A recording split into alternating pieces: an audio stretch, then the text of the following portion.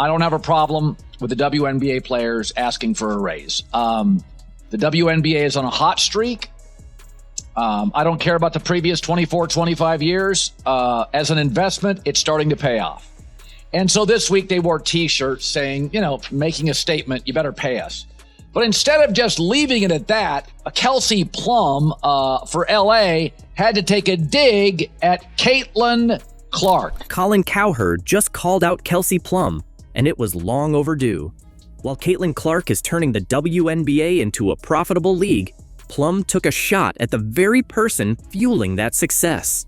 Cowherd fired back, exposing the jealousy brewing within the league.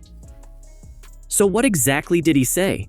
And why is he comparing Caitlin Clark to Michael Jordan? The t-shirt, just United front, was determined this morning that we had a meeting for. And, not to tattletale, but 0 members of Team Clark were very present for that. For over 20 years, WNBA players flew budget airlines and even paid for water. They played in empty arenas for money-losing teams, with merchandise so scarce fans couldn't find jerseys to buy. But why do you take a shot at the Golden Goose, Caitlin Clark? You guys were flying before she arrived on one of those airlines that made you pay for a cup of water. One of those airlines that is the planes are the color of a highlighter. Now you're flying private. Okay, if you're in a band and you're staying at the Motel 6 and you add a band member and now you're at the Ritz-Carlton, keep your issues to yourself.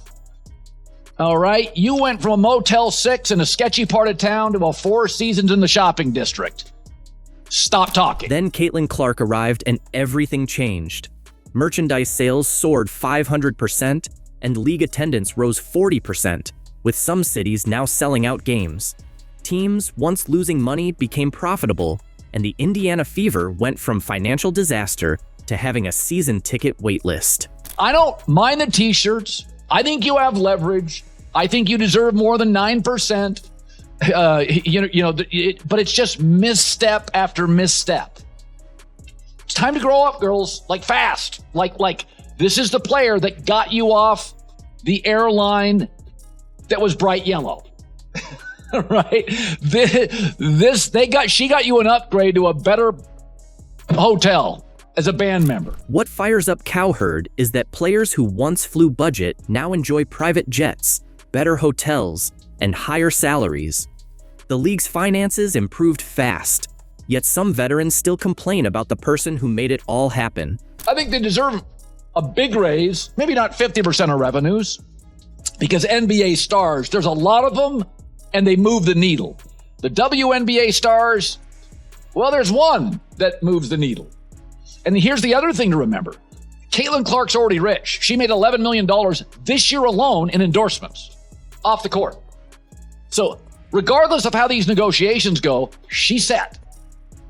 Nobody else is, right? So when somebody joins the band and everything gets upgraded, just be happy. Clark transformed the WNBA from a charity case into a real business. TV ratings spike when she plays, sponsors are investing, and Clark jerseys are flying off shelves. Every player benefits, yet some still complain. That's what frustrates Cowherd. Why bite the hand that feeds you when you're finally winning? I know you wanted your song to be the first one they played. You wanted to make up the set. It's not the t-shirts. You're going to do fine. I'd scale back on the Caitlin Clark angst. Cowherd nailed it, comparing the WNBA's rise to moving from a Motel 6 to a Four Seasons, thanks to Caitlin Clark. Everything improved. Travel, pay, respect. Yet some veterans still act like nothing changed, complaining from their upgraded conditions. Then came the All-Star voting, revealing deeper issues. Fan votes, coach picks, and player ballots shape legacies and endorsements. For young stars, it's more than a game. It's their future. Caitlin Clark finished 9th in player voting. In fact, she finished behind one of her own teammates in player voting for the All-Star game. The pettiness has no bounds. But it's interesting. For years, the WNBA players were pointing fingers. They were saying people are sexist, the media is sexist, we're not being promoted, we're underappreciated. And then they get the golden goose, and they don't like what it looks like. Fans ranked Caitlin Clark first among guards. Her fellow players? Ninth. The league's biggest star, driving record crowds and sales, was barely acknowledged by those benefiting from her impact. And the gap wasn't even close. Iowa girl, Indiana girl. Well, who knows, and I've said this for years, when the wave hits, ride it. You don't know what it looks like. Don't fight it. When Puka Nacua went in the 5th round of the Rams and they suddenly in camp went, oh, we just found a new number 1 receiver. He's better than Cooper Kupp. They didn't fight it. Did you think when you watched Tom Brady at the Combine, that looked like the GOAT? They had just signed Drew Bledsoe to a $103 million contract. That was a lot of money back then. And then a year in, they're like, I'm going to go with Brady. They didn't fight it. Let's be honest. Clark's all-star snub wasn't about her game. She had the stats and records to back it up. This was personal. In other sports, young stars like LeBron and Tiger earned respect, even if they stole the spotlight. But with Clark, the pushback felt petty. Cowherd called it out. Some WNBA players weren't appreciating the one who transformed their league. Instead of backing the golden goose, they worked against their own success. There's obviously a racial component here. The WNBA players, they just don't like what the wave looks like. They wanted to fly private. They wanted to be more popular. They wanted a better deal in the CBA, which they'll get. They wanted sold out arenas. They got it. They don't necessarily think it should be this. But again, you can't fight it. You just never know what success looks like. Here's what makes it worse. Players like Agia Wilson and Kelsey Plum gained from Clark's rise. Their visibility, salaries, and conditions improved thanks to the attention Clark brought. Yet in all-star voting, they ranked her below far less impactful players. Every company in the country would love to go viral every day for free marketing. If they knew how to do it, they'd all be viral every day. Like, you just don't know. Is it authentic? It touches people. There's a tentacle of emotion involved, and suddenly some small town kid goes viral, or a singing frog. Who knows? I wouldn't have guessed that Caitlin Clark would be this transformative. I wouldn't have guessed Tom Brady would be the GOAT. Don't fight it. The wave, the meteor, doesn't necessarily look like you think it's going to look. This voting controversy ties directly to what's happened on the court all season. Hard fouls, unnecessary contact, clear targeting. Some veterans can't accept that a sophomore reshaped their league, so they lash out in games and all-star voting, blaming Clark for their own success. People are saying, hey man, this league has never made money. It's an investment. It's now going to make money. And by the way, this is the least profitable, arguably, it'll be over the next 10 years. It's only going to get more profitable as women's basketball gets better, as the Caitlin Clark momentum train gets bigger. I mean, this year, she's not playing well. She's hurt. She's not there for all the games. So this is actually not as great as it could be. Like Michael Jordan, hurt year 2, next 12 years were legendary. That's what it's going to be. Cowherd made a bold but clear comparison. Clark and Jordan both entered as flashy rookies who instantly changed their leagues. Jordan made the NBA global, and Clark is doing the same for the WNBA. The parallel is obvious, yet few are willing to say it. Caitlin Clark's gotten really good really fast. It's like the end of year 1 for Michael Jordan or year 3 for Michael Jordan. She's gotten really good really fast. And you got to put a body on her, or you got to double team her, or she's going to embarrass you. She's shooting 33-footers. And what happened last night's a byproduct of that. This is what happened to MJ. She's number 1 and 2 in every offensive stat. She's hitting more threes this season than Steph Curry did in his first MVP season. And her game embarrasses you. The physical punishment says it all. Jordan endured the Jordan rules, aggressive tactics meant to wear him down. Clark faces similar targeting today. Early on, officials couldn't protect Jordan, and now they're failing Clark. Cowherd noted how much is being let go, and it's starting to feel inappropriate. It's a little bad boys Pistons with MJ. For the record, Caitlin Clark got up. She wasn't hurt. She did more trash talking. She hit more threes. She remained remarkable, just like all the great. If you respect women, stop pandering. She's tough. She's feisty. She likes to taunt and talk. And nobody quite knows what the hell to do. Remember when Clark missed a game due to injury? The same thing happened to Jordan early on, as teams tried to intimidate him physically. Officiating couldn't keep up with what these generational talents brought. Both leagues had to learn how to protect their stars while keeping the game competitive. Steph Curry's first couple years in the league. Thank God for Draymond Green. And by the way, this league, they knew what they were getting into, right? Like, and I'll get to this in a second, but they brought Sophie Cunningham over in a trade for a reason. She's the youngest black belt in the state of Missouri's history, 6 years old. They brought her over to protect Caitlin Clark because they saw this puppy coming. The league doesn't quite know what to do, but the Fever did. And so, again, you got to put a body on her. You got to get physical. Both teams brought in enforcers. The Bulls got Charles Oakley for Jordan. The Fever signed Sophie Cunningham for Clark. Cowherd noted it's no coincidence. The Fever knew, like the Bulls did, that protecting a transformative star is just smart business. If you go look at the history of basketball, high school, college, WNBA, NBA, if there's an offensive player and they're humiliating you, Steph, Shaq, MJ, Caitlin, what do? You can't trap her. She'll dribble through it. You got to put a body on her. You got to double team her. You try to get in her head with trash talking. It's not working at all. It's the ultimate compliment, in my opinion. Merchandise and TV ratings tell the same story. Clark is a dynastic TV ratings changer, just like Jordan was as a rookie. Both became instant must-watch stars. The WNBA is seeing the same surge the NBA did with Jordan. But here's the uncomfortable part. Both faced resentment from veterans who felt overshadowed. Clark's All-Star snub proves that resentment is still very real. And so the first year Caitlin Clark was in the WNBA, they were hazing her. They're not hazing her anymore. They're just trying to figure out how the hell to stop her. Okay, it's not hazing. It's, all right, traps, pressure. So the Fever saw it coming. They went and got Sophie Cunningham, 6-year-old black belt. This is what the Bulls did with Charles Oakley to protect Michael Jordan. The college popularity factor ties it all together. Jordan's North Carolina fame fueled the NBA's rise. Clark's Iowa stardom is reshaping the WNBA. Both brought huge college fan bases into the pros. Cowherd believes these early challenges will only make Clark stronger, just like they did for Jordan. The WNBA's future depends on embracing, not resisting, this change.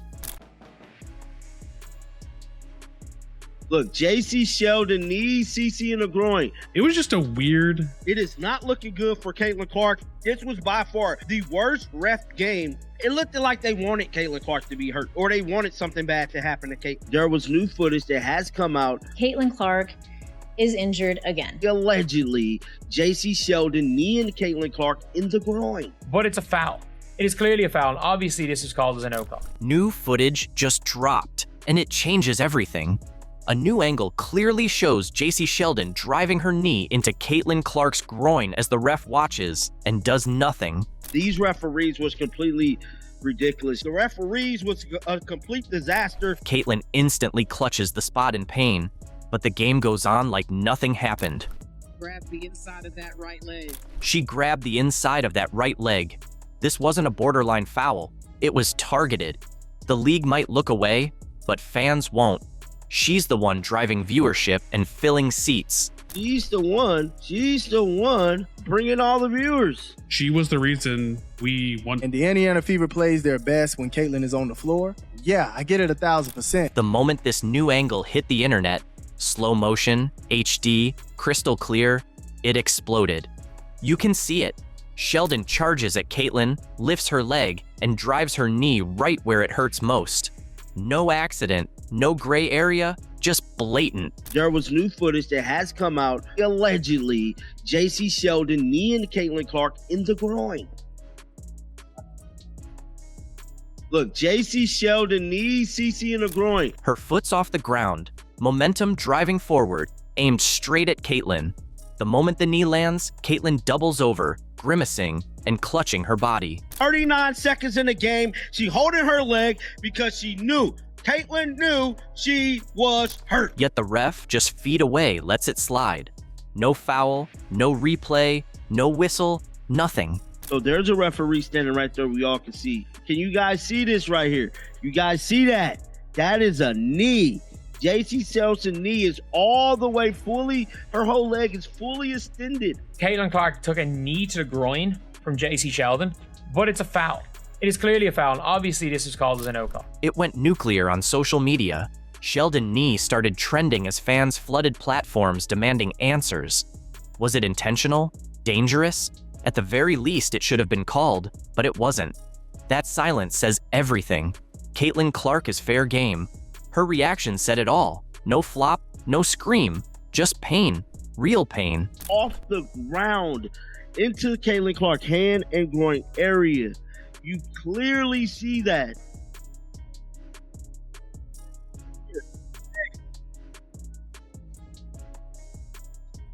She immediately grabs her groin. She knows she's hurt. That's what hits hardest. Not just that she was hurt, but that the league's biggest star keeps getting targeted while no one steps in. This clip didn't spark a conversation, it confirmed one. It looked like they wanted Caitlin Clark to be hurt. Or they wanted something bad to happen to Caitlin, bro. It confirmed what fans have suspected for weeks. This isn't just tough defense, it's a pattern. A dangerous, unchecked pattern. And now, there's footage to prove it. This wasn't a one-off dirty play. Caitlin Clark's been taking hit after hit all season. Elbows, shoves, eye pokes, and now a blatant knee. Game after game. And the WNBA, they've done next to nothing. A fan's point of view of what happened. Watch this. So this was actually inside the stadium.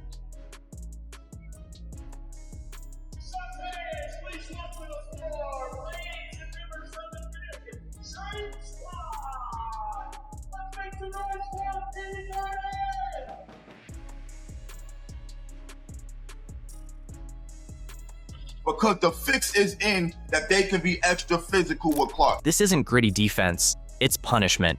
And there's a big difference. It's no longer about stopping her game, it's about sending a message. You don't belong. Referees are enabling it. Game after game, Caitlin's left pleading for basic calls, seen mid-game just asking to be heard.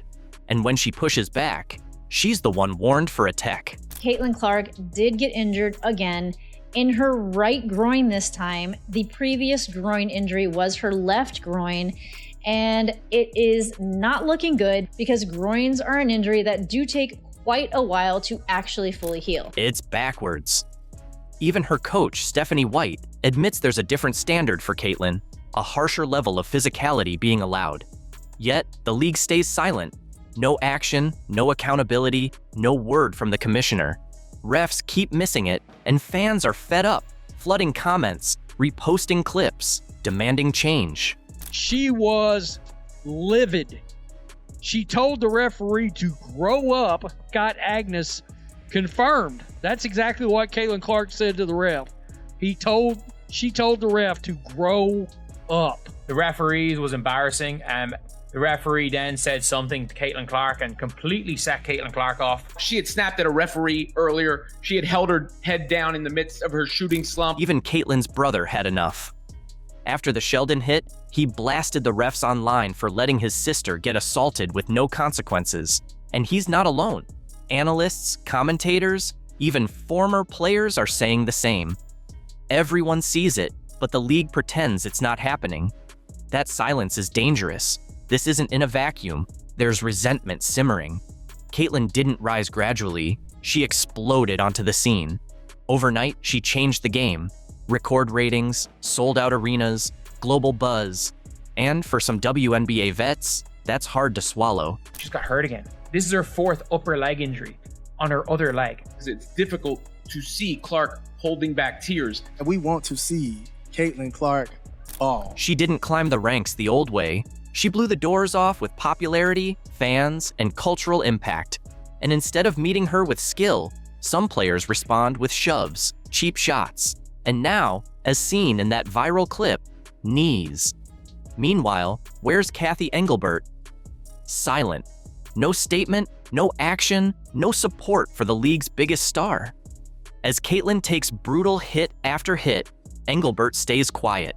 Fans are watching it all unfold, and now many are openly calling on NBA Commissioner Adam Silver to step in. These referees was completely ridiculous. They're holding Kathy accountable for Adam Silver to possibly step in and get rid of Kathy. Yes, it's gotten that bad.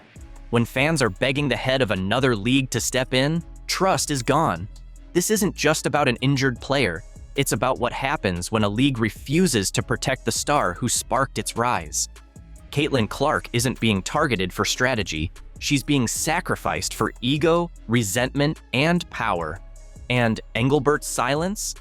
That's approval in disguise. Fever win in the ugliest 85-77. Fourth quarter was as long as that Wings game. It just dragged, man. There were 15 of the 33 fouls in this game were all in that fourth quarter, along with stoppages. Caitlin Clark had a tough shooting night again. At this point, it was clear through this game she's not 100%. This wasn't just another injury. It cracked the foundation the WNBA was trying to build. When the clip of J.C. Sheldon kneeing Caitlin went viral, fans weren't just mad, they were heartbroken. That footage showed more than pain. It showed a collapse of trust. A league finally in the spotlight, fumbling it by letting its biggest star get hurt with zero consequences. Caitlin didn't just bring fans, she brought energy, relevance, a revolution. She filled empty arenas, turned regular games into events, made kids care, made Fever jerseys cool. And what's she gotten? A brutal knee, silent refs, tearful moments under a towel. And now, with the All-Star game near, she might not even play. I thought we started really well. I thought we were competitive. I thought we played with energy in the first 5 minutes. And then, when they kind of went on their first run, it kind of deflated us a little bit, which I'm not really sure why. But the offense, I think, for us, it starts on defense. And we, struggled, scouting report-wise. We struggled personnel. We struggled to do what the coaches asked of us. And then, overall, we just played with more energy and effort. And, those are the things that just can't happen. After a humiliating 80-61 loss to the expansion Valkyries, marking their second defeat by the newcomers, Fever coach Stephanie White threw her entire team under the bus, just as Caitlin Clark returned from injury and fans packed Gainbridge Fieldhouse with high hopes. Fresh off stunning wins against Aja Wilson's Aces and Nafisa Collier's Lynx, the Fever crumbled, and White's puzzling in-game calls only deepened the shock. But instead of owning the collapse, White deflected blame post-game, sparking one burning question.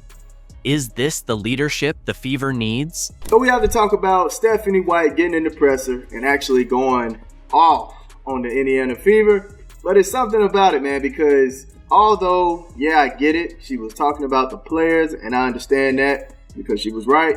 She also need to take a little bit of accountability on her own as well. Just last week, the Fever were flying high, hoisting their first Commissioner's Cup, crushing Aja Wilson's Aces, outclassing Nafisa Collier's Lynx, and finally looking like a team destined for greatness.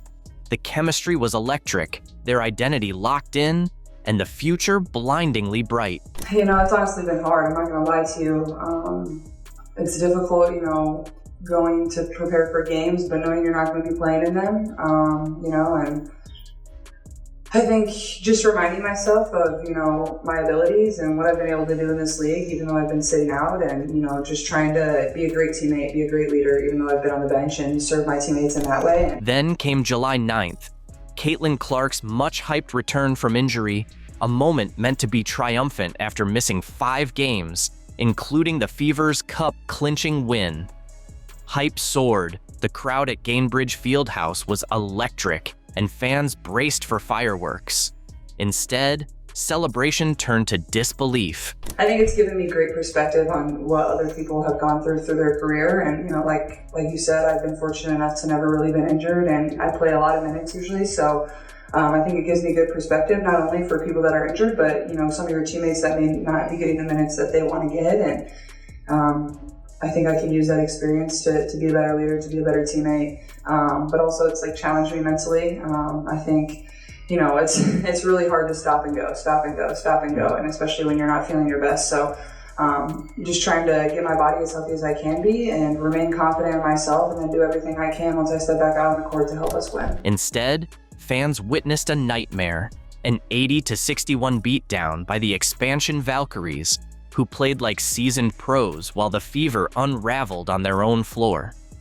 What should have been a triumphant homecoming turned into a painful repeat, with Caitlin Clark's return falling flat as the team shot a dismal 31% and hit just 6 of 27 from deep.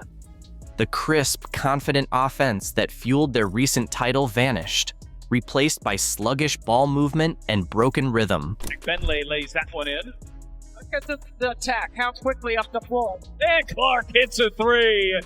The Fever managed just 19 points across the second and fourth quarters, 19, and surrendered 10 offensive rebounds in the second half, allowing the Valkyries endless second chances. What began as a celebration spiraled into a collapse, the energy in Gainbridge Fieldhouse draining with every missed shot and defensive breakdown. Fans watched in disbelief as their team unraveled, and even Caitlin Clark admitted, "We started really well, and then when they went on their first run, it kind of deflated us," which I'm not really sure why. It's every single person on our team, and nobody played well today, and you should look yourself in the mirror and find ways where you can get better, and come back to practice tomorrow and then play again on Friday. This wasn't just a bad night, it was a complete system failure that revealed deeper issues. The same team riding a winning streak days earlier suddenly looked lost, like they'd forgotten how to play. But the real blow came after the final buzzer, when the finger pointing started. And I think collectively we didn't do a good job at taking away the stuff that their team likes to do and making them do things they don't want to do. We didn't do a good job of that. We also gave up some timely offensive rebounds that they do a great job of kicking it out, getting open looks, getting open threes late in the game. I think it really just comes down to effort and us not locking in mentally and following the scouting report. Here's where it gets frustrating. Stephanie White benched Lexi Hull, one of the team's most reliable defenders and three-point shooters. Hull had started most of the season and complemented Clark perfectly with her spacing and defense. But White abandoned that. So we have to talk about Stephanie White getting in the presser and actually going off on the Indiana Fever. But it's something about it, man, because although, I get it, she was talking about the players, and I understand that because she was right, she also needed to take a little bit of accountability on her own as well. Instead, she started Ari McDonald at point guard, the spark plug while Clark was out, which pushed Clark to play off-ball at small forward. How do you not let a generational talent play her natural position? Clark is a point guard. That's where she creates magic and controls the game. White took that away from her. What did you like about Caitlin and Ari starting the game together and Lexi coming off the bench? I like the ability to have two primary ball handlers on the floor, particularly with a team that comes aggressively, in the two-man game. Being able to play off of one another, being able to give the opponent some different looks, and quite frankly for C specifically, not having to have her play under duress 94 feet the entire time she's on the floor. So there were some things that we liked about it. There were some things that we don't. So we'll continue to work with that. The offense stalled almost right away. Clark couldn't find her rhythm, and everything looked clunky. She needed the ball to create, but Coach Stephanie White had her running around setting screens. Their styles just didn't fit. One analyst even said it looked like they hadn't practiced this lineup at all. Look, she can give her different looks. It could turn into something beautiful. I'm excited to see both of them on the floor together because they can create shots for one another. But it didn't happen today. So you should have made the adjustments once the offense looked so stagnant, looked so lost, discoordinated. You should have went ahead and changed that. Hull was key to the team's success. Her spacing, shooting, and defense made everything click. But when White benched her, the team lost its identity. The Valkyries pounced as the Fever's new lineup struggled. Ball movement vanished, the offense turned predictable, and players forced tough shots. Everything that once worked was gone. So what happened? The Fever? Slow it down! They get into the beautiful motion offense we've all been in love with since the start of the season. Oh, pass, screen away. Oh, what a thing of beauty. Pass, screen away. Oh my goodness. Did you see how Kelsey Mitchell just set that screen? Mwah! Magnificent. And the Valkyrie, Natalie Nakase, and the crew, they said, oh, now's our time to strike. So over the remainder of the first quarter, the whole entire second quarter, after being up 20-11 with 3 minutes and 30 seconds to go, the Golden State Valkyrie proceed to go on a 30-12 run for the next 13 minutes. Worse, White limited Clark's minutes just when the team needed her most. It was her first game back from injury, the offense was struggling, and the crowd was restless. But White kept her sidelined. Every time Clark sat, the momentum vanished. The stagnant offense hurt most. They couldn't create easy looks and settled for contested shots instead of finding open ones for shooters like Hull and Mitchell. The smooth, flowing offense from weeks ago looked completely broken. I would say we can do better than the motion offense when Caitlin Clark's on the bench. We can utilize Kelsey. We can utilize AB. We can utilize Aerie. We can do things. But no. Caitlin Clark was a decoy for many parts of this game. Majority of this game, dare I say. She didn't seem like a threat, other than when the ball was in her hands, which Stephanie White literally has a heart attack and says, no, Kaylin, no! Too many assists, stop! Too much facilitating, cut it out! These weren't minor tweaks. They were major changes that wrecked the team's identity. White shuffled the starting lineup, moved Clark out of position, and benched one of their most reliable players. The result? A 19-point loss to an expansion team. But her post-game comments did even more damage. At the podium, White stunned fans and analysts by looking into the cameras and blaming her players for the blowout. I was disappointed because I felt like there was a lack of competitive fire. With the exception of about 2 5-minute spurts. Our attention to detail was poor. I'm not sure if it's not knowing the game plan as much as, because if it's not knowing the game plan, then that's a whole nother conversation, as much as not executing the game plan. White said, I was disappointed because I felt like there was a lack of competitive fire. And she didn't stop there. She kept criticizing her team's effort. I'd say discipline more so than focus. I think this is a group that focuses. But you can focus, and then you have to be able to go out and be disciplined enough to execute it, right? I'm not sure. We're, as coaches, that's our job to figure it out. Why it is. You've seen it in spurts. You've seen it in moments. You've seen it with certain lineups. So finding, for us, finding those lineups that we've seen it with consistently, and maybe keeping those together. Here's the problem. White took no responsibility for her own decisions. No mention of benching Hull. No explanation for the failed McDonald experiment. She acted like her coaching had nothing to do with the loss, blaming everyone but herself. It doesn't take much. There's other ways. But to give up your defensive presence just to mitigate that? Come on, man. To give up your defensive presence, Lexi Hull, somebody who hustles to get rebounds, right? Hustles to get the rebounds. She had like 7 to 8 rebounds. 7 to 8 rebounds, man. We're going to look at the stats. But she was hustling. Meanwhile, Clark took ownership in her interview. She acknowledged the offensive struggles and said, I thought we started really well. But the offense, I think for us, it starts on defense. And we struggled, scouting report-wise. We struggled personnel. We struggled to do what the coaches asked of us. She took responsibility for the team's failures. The contrast was clear. Clark showed maturity while the coach pointed fingers. She didn't blame anyone else. She looked for solutions, not excuses. You know, our team, we have a lot of inconsistency. We raise to the occasion when we're playing for 30,000, and then we need to bring that level of focus and that level of energy every single day. It's really hard to win in this league, and I think, you know, we need to focus every game because all of these games matter when September, October comes. So it's really just going to come to us, and we really need to regroup, turn the page, learn from this, and come with a better mindset on Friday. One analyst said it best.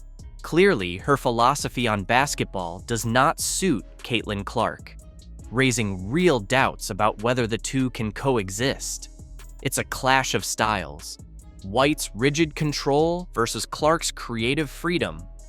As another analyst put it, the Fever are getting very close to having to make a choice.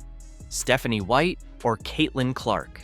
How can this team succeed when the coach won't own her mistakes?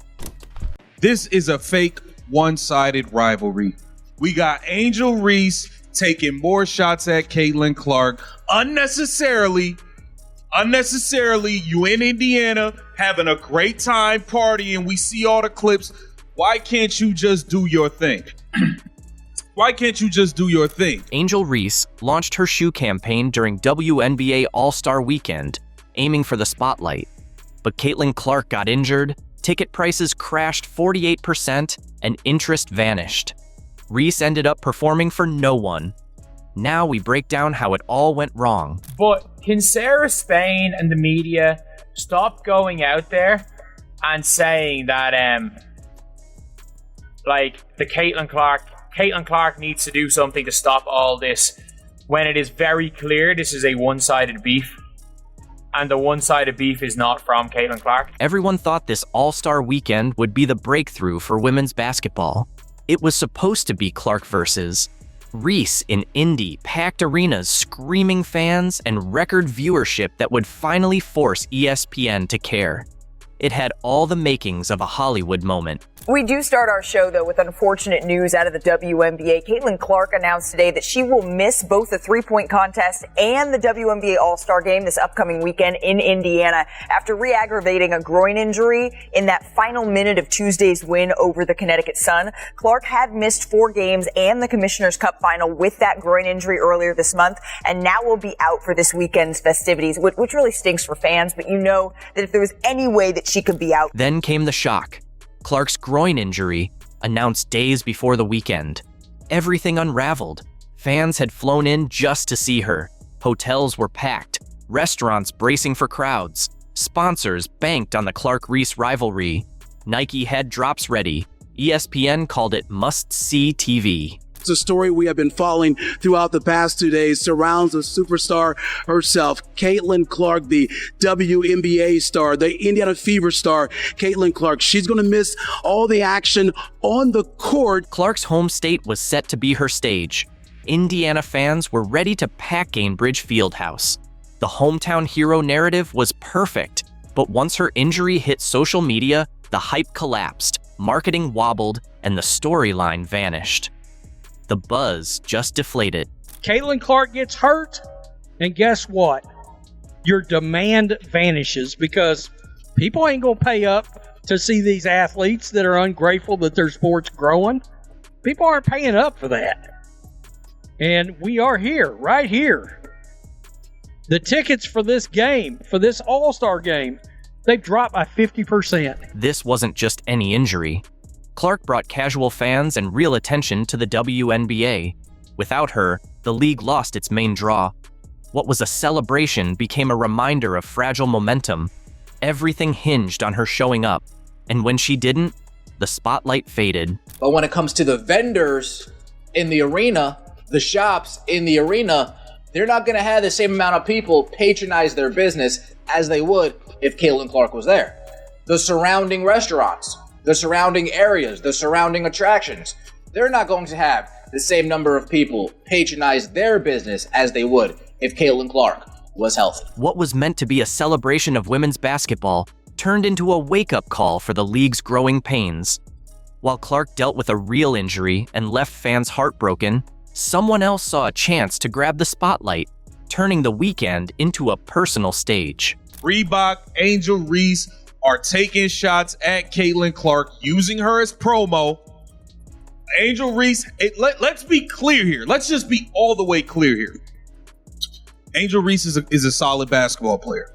Angel Reese 100% has benefited from attaching herself to Caitlin Clark at every single turn. Her podcast, the first 3 episodes, all the clips promoting was bringing up Caitlin Clark. It was bringing up Caitlin Clark in all of the promo. People wanted to know what she was going to say. She used Caitlin Clark as promo. Now picture this, dropping your biggest marketing campaign in your rival's hometown while she's sidelined and can't even show up. That's what Angel Reese did with her I'm in Your City campaign during All-Star Weekend in Indianapolis. Her Reebok shoe launch came with bold billboards, aggressive social media, and a message that felt like a takeover in Clark's own backyard. Angel Reese, I'm in your city. Walk in your trap, take over your trap. Post it on Instagram. There's about 15 fans there, and Reebok put up a board. You would expect Reebok to put up a board. Let's never forget that when let's never forget the gigantic Caitlin Clark Nike billboard in Chicago.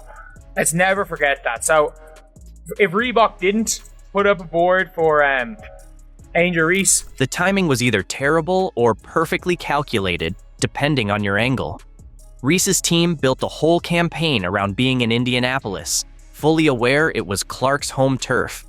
This wasn't just a shoe launch, it was a statement dropped deep in rival territory. Is you continue to take shots at her, and then when them shots get fired back, nobody likes it. We don't have no videos of Caitlin Clark really taking shots at Angel Reese.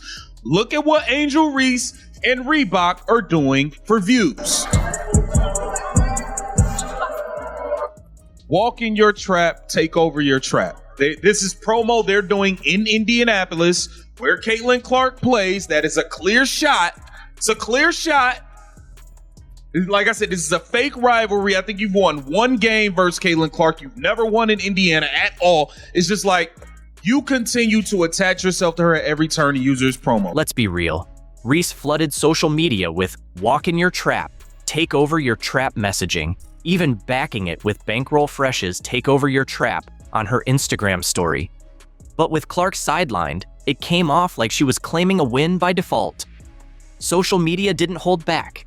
Some fans called it savvy marketing, but way more saw it as tone-deaf and classless. The reaction?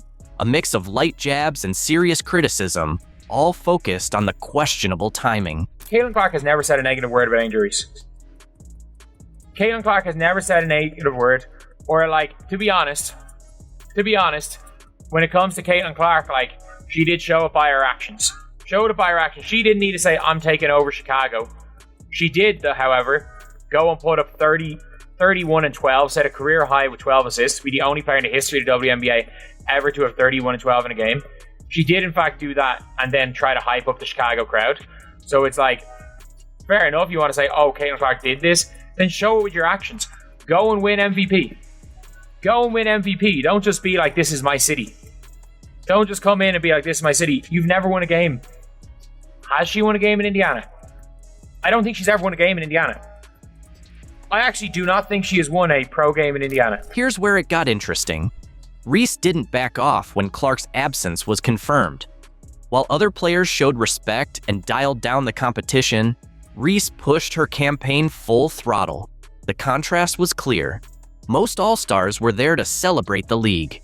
Reese, meanwhile, seemed focused on fueling a rivalry with someone who couldn't even suit up. Now with Reebok she's using, this is nonstop. She has attached herself to Caitlin Clark at every single turn, and she has benefited.